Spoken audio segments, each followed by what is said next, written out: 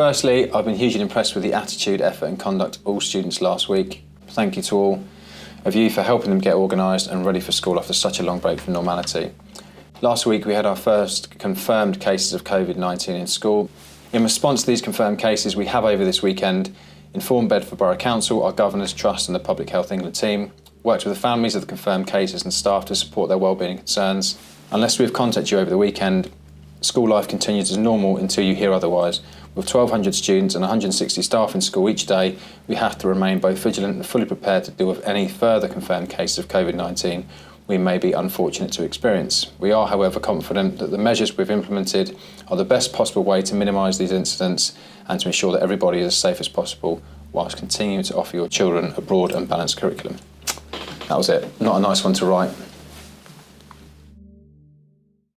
Getting our children back to school is a vital part of our national recovery from the COVID-19. The gap between those that are doing work and those that aren't is just going to get bigger. There's a clear shortage of teachers. The effect of that can mean that the disadvantaged young people are behind when they leave school and have less access to some of the great opportunities that our society holds.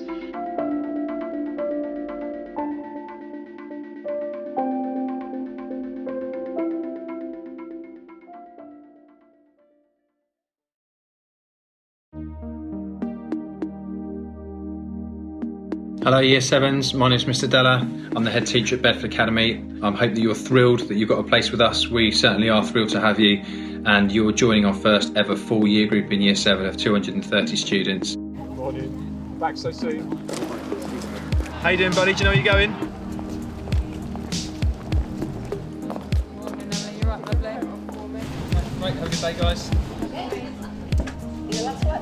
Yay.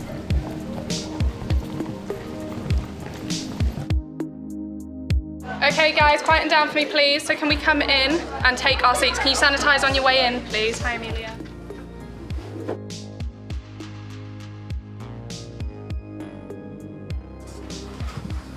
How's everyone feeling about being back in school? Who's excited? Anyone feeling a little bit anxious? Hands up if you're feeling a bit anxious. Flora? Maya? That's fair. I am also a little bit anxious, as we all are, but hopefully I'm going to make English quite fun this year. I did have a few moments where I was like, can I learn to be a teacher in a pandemic, in an area I don't know? It made me definitely think for a second, like, okay, what is this going to look like? Because it's all, okay, this is what you're going to do in a classroom, but then after every sentence it'd be, but obviously COVID. So there was so much uncertainty. I knew I was still going to do it. So yeah, I had the jitters, you could say. It's been weird, but I mean, having not taught for like almost 6 months, there was going to be like a little bit of rust. But with Year 7, so I was kind of nice because they were also really they were really well behaved, and they were sort of in the same boat as I was. Like they had their transition cut from Year 6 to Year 7, like they're completely cut short. So I think they were probably quite anxious as well to be in this whole new environment. Challenges that I've faced as a head of year, especially after the students have been away for the last 6 months in lockdown, is anxiety. A lot of them are anxious, obviously. Some students have been really excited, overexcited and pleased to see their friends again. I've had quite a few parent concerns about the bubble system. Also, it's more just the students getting back into the rhythm of like expectations in regards to their behaviour, uniform, being fully equipped, and just everyone getting into the routine again. Well done, guys. Straight up front, go straight back to your tutor.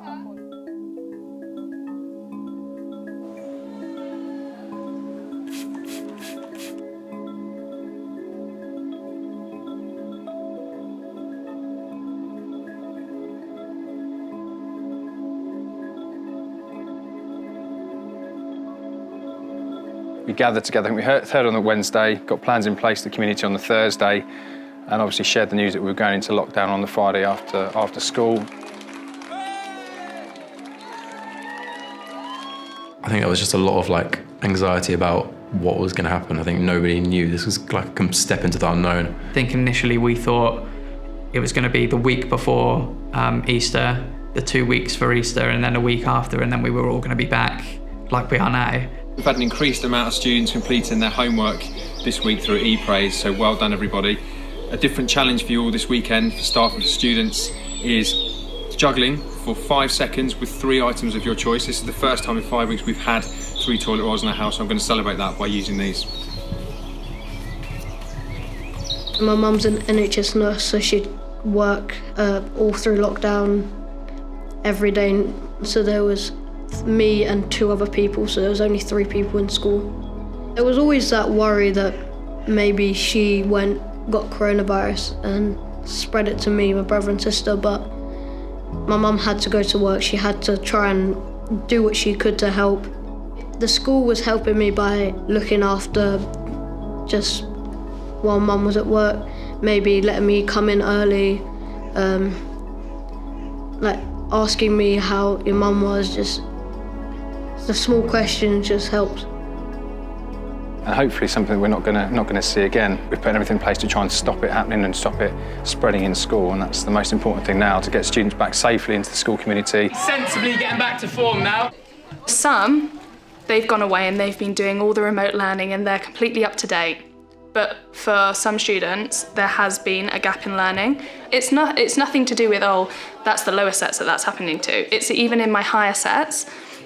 You've now got to try and teach and bring them all up to the same standard, but you don't want the pressure, because it's not their fault that they've lost the learning. But it's difficult. Like, you could put 2 students in front that had the exact same grades before, and now there's a big disparity. So yeah, it's affected a lot of people in different ways. I have a child that I teach, and he writes for me, and their writing is barely legible now. Paragraphs don't really exist. He asked me the other day, I can't remember how to put things into a paragraph. If you compare that to his work from last year, the writing is much better, the paragraphs are there. So it's just reteaching and just being patient. But yeah, there are some difficulties.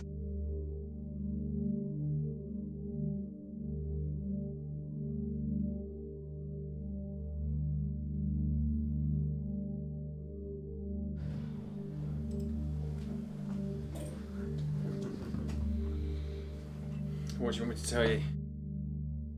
Literally, week one it happened. So the kids came back, year 7 came back Monday, Tuesday, Wednesday, Thursday we found out we had 2 confirmed cases.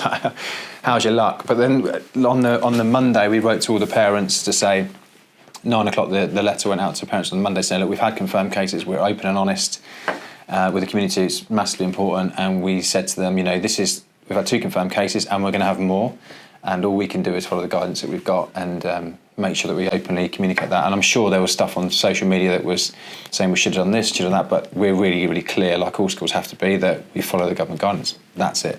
We follow the directive from public health. I was half expecting that we would be shut, and I think if we'd have had 2 cases in year 11 or 2 cases in year 13 that weren't the same household, we would have been shut, no doubt in my mind. But you don't know now with the information that's going on at the government level and the local information we're receiving from the DfE, and our accounts have been really good and really quick to communicate, conversations with the DfE. We don't know what's going to happen. I think that's the unknown, but you just have to try and stay calm and paddle like hell under the water, as you would do.